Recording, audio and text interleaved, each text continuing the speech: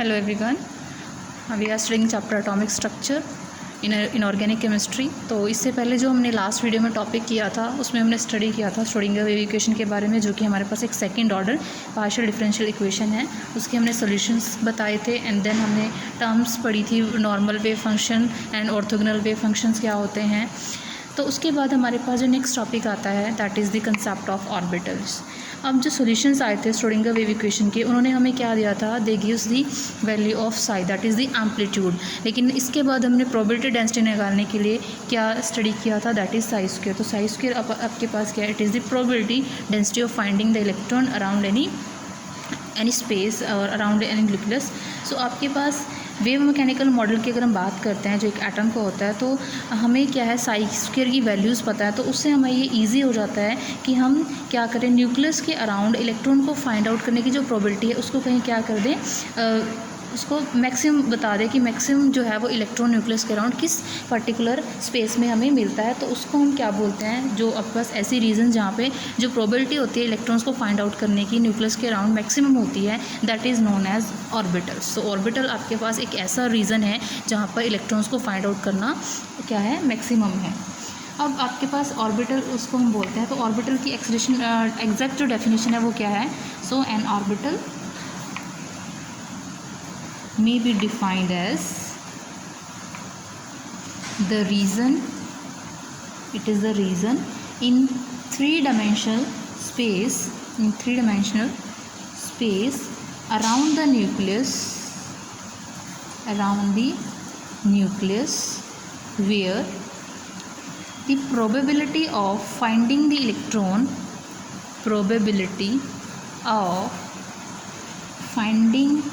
the electrons is maximum, that is maximum। तो that means क्या है, हम एक बाउंड्री ड्रा कर सकते हैं इलेक्ट्रॉन के अराउंड, जहाँ पर हम हाई प्रोबेबिलिटी बता सकते हैं कि इलेक्ट्रॉन वहाँ पे कहाँ मिलेगा। तो इस टाइप में हमारे पास क्या है, अगर हम डिफरेंस करें ऑर्बिट और ऑर्बिटल के बीच में, तो क्या है आपके पास, हमें पता है बोर्स मॉडल के अकॉर्डिंग जो एक इलेक्ट्रॉन होता है वो न्यूक्लियस के अराउंड एक सर्कुलर पाथ को फॉलो करता है, तो इसको हम बोलते हैं orbit. So this is the orbit according to Bohr's. And आपके पास ऑर्बिटल क्या है, ऑर्बिटल आपके पास क्या है, वो न्यूक्लियस के अराउंड का एक ऐसा स्पेस है जहाँ पर इलेक्ट्रॉन को फाइंड आउट करने की प्रोबेबिलिटी क्या होती है, मैक्सिमम करती है। तो ये भी हम इस टाइप से क्या कर सकते हैं, ड्रॉ कर सकते हैं। तो इस स्पेस में कहीं भी इलेक्ट्रॉन को फाइंड आउट करने की प्रोबेबिलिटी क्या हो सकती है, मैक्सिमम हो सकता है। तो दिस इज़ ऑर्बिटल। सो जो ऑर्बिटल है उसको हम डॉटेड पॉइंट से रिप्रेजेंट करते हैं, और इसको हम क्या करते हैं, एक सर्कुलर पाथ से क्या कर सकते हैं, represent. This is a circular path, जहाँ पर आपके पास एक जो ऑर्बिटल है उसमें जो प्रोबेबिलिटी है इलेक्ट्रॉन को फाइंड आउट करने की, वो 90 to 95% होती है। ओके, नेक्स्ट हमारे पास आता है difference between orbit and orbital. तो हमने डिफरेंस करना है ऑर्बिट एंड ऑर्बिटल में। सबसे पहला तो ये है कि जो ऑर्बिट है वो आपके पास एक क्या है, वेल डिफाइंड सर्कुलर पाथ होता है। It is a well defined circular path around the nucleus and it is a space, it is a region in space around nucleus where probability is maximum and it is a circular path for the motion of electron around nucleus। Next difference इनमें क्या है, आपके पास जो orbit होता है वो एक planar motion बताता है किसी भी इलेक्ट्रॉन का, लेकिन जो ऑर्बिटल है वो आपके पास क्या बताता है, it tells the 3-dimensional motion. So it tells the planar motion but it tells the 3-dimensional motion of electron. Next point of difference क्या है कि आपके पास यहाँ पर जो ऑर्बिट है वो एक डेफिनेट पाथ देता है इलेक्ट्रॉन की मोशन के लिए, लेकिन ये कंसेप्ट हाइजेनबर्ग के अकॉर्डिंग नहीं है। और जो पास ऑर्बिटल है वो आपके पास एक डेफिनेट पाथ को नहीं बताता, दैट मीन्स यहाँ पर क्या अनसर्टेनिटी रहती है। यहाँ पर उसने सर्टेन कर दिया कि जो ऑर्बिट के केस में कि जो इलेक्ट्रॉन है वो इस सर्कुलर पाथ में मिलेगा, लेकिन यहाँ पर क्या है, यहाँ पर हमें एक प्रोबेबिलिटी मतलब हम यहाँ पर नहीं बता सकते किस टाइम पे इलेक्ट्रॉन कहाँ पे प्रेजेंट है। So it is not follow Heisenberg principle। तो ये हाइजेनबर्ग प्रिंसिपल फॉलो नहीं करता, but it follow Heisenberg principal.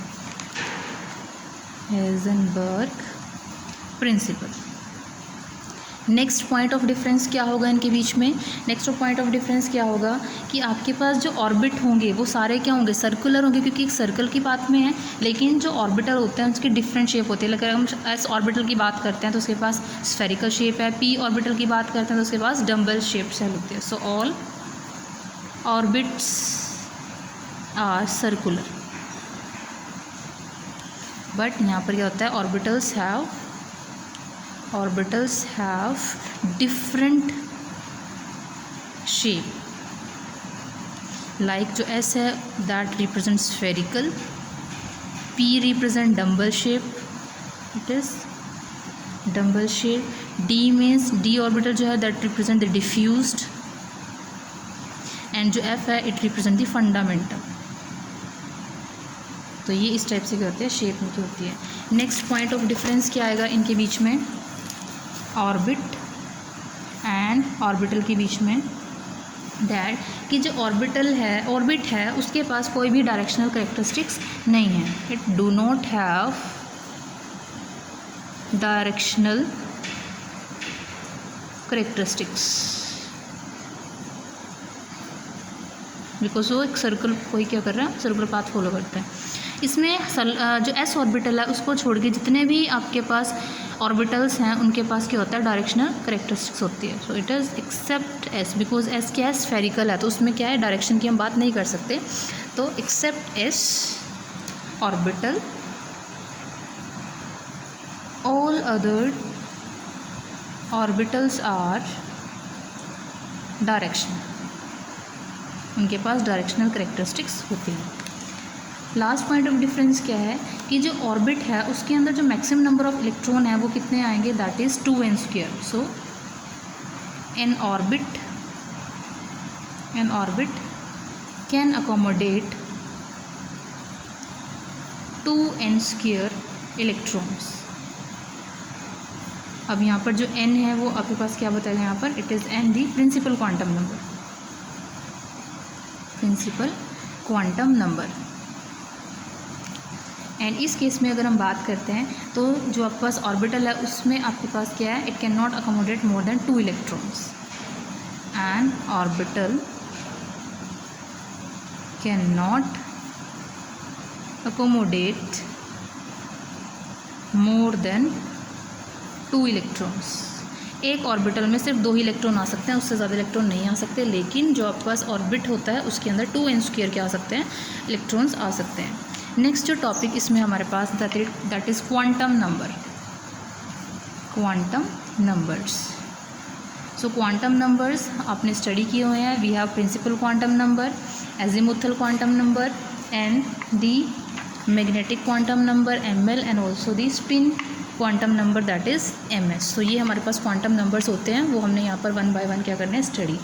अब क्वांटम नंबर्स क्यों आए? क्वांटम नंबर्स हैं दे वर प्रपोज्ड बाय बोर्स, क्योंकि यहाँ पर जो नंबर है वो क्या रिप्रेजेंट करते हैं? They represent the position and the energy of the electron in an atom. So quantum numbers specifies the position and energy of what? Electron in an atom. और वेव मैकेनिक्स में हमने पढ़ा जो श्रोडिंगर वेव इक्वेशन थी वो सिर्फ hydrogen के लिए सोल्व की गई थी एंड उसके बाद वो बाकी सब के लिए क्या की थी? एप्लीकेबल है। इसलिए अब वहाँ पर जो हमारे पास क्वांटम नंबर्स हमने डील किए थे वो थे principal quantum number, azimuthal quantum number और दी मैग्नेटिक क्वांटम नंबर, इस टाइप से। तो सबसे पहले हम बात कर लेते हैं। सबसे पहला जो हमारे पास क्वांटम नंबर होता है that is principal quantum number, जिसको हम रिप्रेजेंट करते हैं दैट इज़ n। अब ये हमारे पास रिप्रेजेंट क्या करता है? It represent the main energy level जो एक इलेक्ट्रॉन क्या करता है? ऑक्यूपाइज करता है, विच एन इलेक्ट्रॉन ऑक्यूपाई। तो इसको हम n से रिप्रेजेंट करेंगे और जो n है उसकी वैल्यू स्टार्ट कहाँ से होती है? इट्स वैल्यू स्टार्ट फ्रॉम 1 2 3 सो। तो ये आपके पास क्या होते हैं? स्टार्टिंग होती है 1 से, और ये आपके पास क्या होता है? These are the integral values. इसी क्वांटम नंबर को हम शेल भी क्या करते हैं, बोलते हैं। So this quantum number is also regarded as shell. That means अगर मेरे पास n इज इक्वल टू 1 है तो उसको हम क्या बोलेंगे, that it is the first shell. अगर मेरे पास प्रिंसिपल क्वांटम नंबर 2 है तो वो आपके पास हो जाएगा that is the second shell, and up to so on, इस टाइप से होता है। अब यहाँ पर जो आपके पास ये जो n की वैल्यूज़ है इनको फर्दर हम क्या कर सकते हैं, डिनोट कर सकते हैं अल्फ़ाबेटिक ऑर्डर में। तो अगर आपके पास n इज इक्वल टू 1 है तो उसको हम रिप्रेजेंट करते हैं बाय द सिंबल k। अगर n आपके पास 2 है तो उसको हम रिप्रेजेंट करते हैं c से। अगर हमारे पास n इज इक्वल टू 3 हो जाए तो that is represented by m, n is equal to 4 it is represented by n। तो ये आपके पास है अकॉर्डिंग टू बोर्ड्स के अकॉर्डिंग आपके पास ये नंबर थे जो क्या करते थे यहाँ पर स्पेसिफाई करते थे। अब अगर हम यहाँ पर बात करें n की वैल्यू जो है वो 1 से लेके कहाँ तक हो रही है, 1 से लेके लिमिट है, इंटीग्रल वैल्यूज़ है तो उसमें कोई लिमिट नहीं है। लेकिन हमारी जो प्रेडिक्टेबल है उसमें जो हमें मैक्सिमम प्रिंसिपल क्वांटम नंबर पता है दैट इज़ 7। तो यहाँ पर जो 7th प्रिंसिपल क्वांटम नंबर है, 7th quantum number is the highest, it is the highest shell occupied by the elements. Periodic table में 7th जो शेल है वही सबसे लास्ट है, जो हमें नॉन कंपाउंड्स हैं, एलिमेंट्स हैं, सॉरी जो नॉन एलिमेंट्स हैं उनमें। अब यही जो क्वांटम नंबर है, अभी हमने बोला कि जो क्वांटम नंबर है वो पोजीशन बताता है और वो एनर्जी को स्पेसिफाई करते हैं। तो जो एनर्जी है वो हम श्रोडिंगर वेव इक्वेशन से लेके चलते हैं, तो वो हमारे पास जैसे हमने लास्ट टाइम भी पढ़ी थी, it is -1311.8 upon n² kilo joule per mole. तो आपके पास जो एनर्जी होती है वो ये होती है। अगर हम बात करते हैं के शेल के लिए, फॉर के value of n is equal to क्या है, n की वैल्यू जाती है 1, तो यहाँ पर जो E1 होगा that is equal to -1311.8 upon 1² that is 1। तो ये आपके पास इतनी ही वैल्यू यहाँ पर आ जाती है in terms of kilo joule per mole. अगर हम बात करें एल शेल की, तो एल शेल के लिए n कितना हो जाएगा 2। तो उस केस में जो E2 आपके पास आएगी it is -1311.8 upon 2²। So this value comes out to be -327.9 kilo joule per mole. तो इस टाइप से हम क्या कर सकते हैं, एनर्जीज़ को भी क्या कर सकते हैं, निकाल सकते हैं from the principal quantum number. So जो प्रिंसिपल क्वांटम नंबर है वो उससे हमें क्या पता लगता है, दूसरा एक तो हमें पोजीशन पता लगी, एनर्जी पता लगी, दूसरा वो हमें एवरेज डिस्टेंस भी बताता है इलेक्ट्रॉन का from the nucleus. So the principal quantum number also helps to determine the average distance of electron from nucleus and what the energy, उसकी कॉरस्पॉन्डिंग जो एनर्जी वो भी हमें यहाँ पर बताता है। दैट मीन्स अगर हमारे पास n इज इक्वल टू 1 है, if n is equal to 1 है, इसका मतलब इसकी जो एनर्जी है वो क्या है, लोवेस्ट एनर्जी है और वो न्यूक्लियस के पास है। So it represents energy level nearest to the nucleus and that is the lowest energy and having low energy।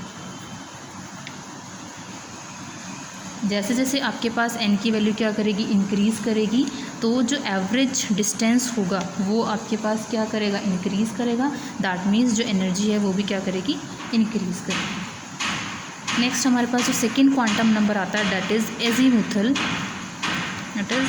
Azimuthal quantum number. इसी को हम क्या बोलते हैं, it is also known as subsidiary quantum number,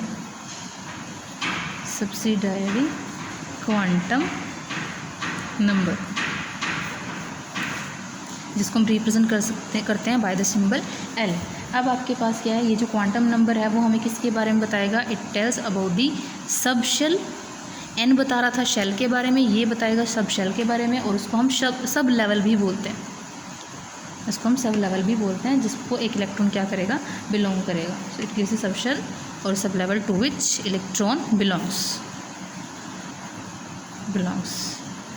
अब जो आपके पास है इसके पास वैल्यू कितनी होती है, एल जो है उसके पास जो वैल्यू होती है वो स्टार्ट होती है 0 to n-1, मतलब प्रिंसिपल क्वांटम नंबर के ऊपर ये डिपेंडेंट है। अगर मेरे पास n की वैल्यू क्या हो जाती है, 1 हो जाती है, 1 से मेरा स्टार्ट होता है, तो उसके कोरस्पॉन्डिंग जो l की वैल्यू आएगी वो कितनी होगी, 0 तो होगी, एंड 1 - 1 0, तो मतलब वो आपके पास 0 ही होगी, तो l की वैल्यू कितनी होगी, 0। अगर मेरे पास n की वैल्यू 2 है तो मेरे पास l की वैल्यू कौन कौन सी सकती है, वो 0 होगी, और 2 - 1 कितना होगा, 1, तो मेरे पास l की कितनी वैल्यू होंगी, 2 वैल्यूज़ होंगी। अगर मेरे पास n की वैल्यू कितनी है, 3 है, तो l की मेरे पास कौन कौन सी वैल्यूज हो सकती है, 0, 1, और 2 - 1 कितना होगा, 2, तो मेरे पास l की कितनी वैल्यू होगी, दिस इज़ दिस। एंड ये जो आपके पास डिनोट हो रहे हैं 0, 0, 1, 0, दीज आर दी सब शेल्स और these are the sub level जो एक प्रिंसिपल क्वांटम नंबर को क्या कर रहे हैं, बिलोंग करती है। दूसरा, इनके कॉरस्पॉन्डिंग जो एनर्जी होती है इलेक्ट्रॉन की, उसको हम किस टर्म में निकालते हैं, that is due to the angular momentum, क्योंकि जो इलेक्ट्रॉन है उसके पास एंगुलर मोमेंटम भी होता है, तो उस केस में आपके पास जो एंगुलर मोमेंटम होता है, एंगुलर मोमेंटम, वो आपके पास क्या होता है, that is given by h/2π √L × L+1।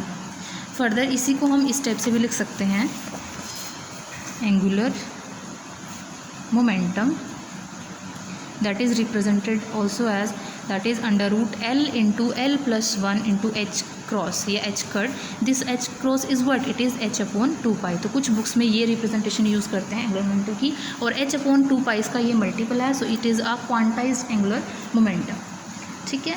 दूसरा क्या है, जो एंगुलर मोमेंटम है, अगर हम यहाँ पर बात करें तो एंगुलर मोमेंटम क्या है, यहाँ पे किसके ऊपर डिपेंड कर रहा है, सिर्फ एल इसके अंदर यूज़ हो रहा है, एन यहाँ कहीं भी यूज़ नहीं हो रहा है। इसका मतलब आपके पास जो अगर एल की वैल्यू पे इंक्रीज डिपेंड कर रहा है, एन पे नहीं डिपेंड कर रहा, दैट मीन्स क्या है, जो 1s है, 2s है और 3s है, तो इस केस में देखो s की वैल्यू पे वो क्या कर रहा है, l की वैल्यू पे, क्योंकि इनके कॉरस्पॉन्डिंग जो l होती है वो आपके पास क्या वैल्यू होती है, वो मैं अभी आपको बताती हूँ।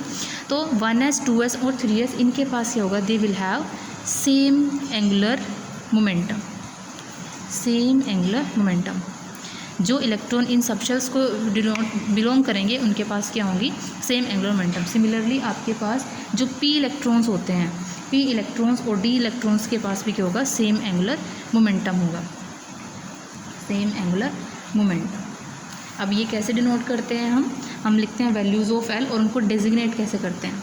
नेक्स्ट है values of l and their designation.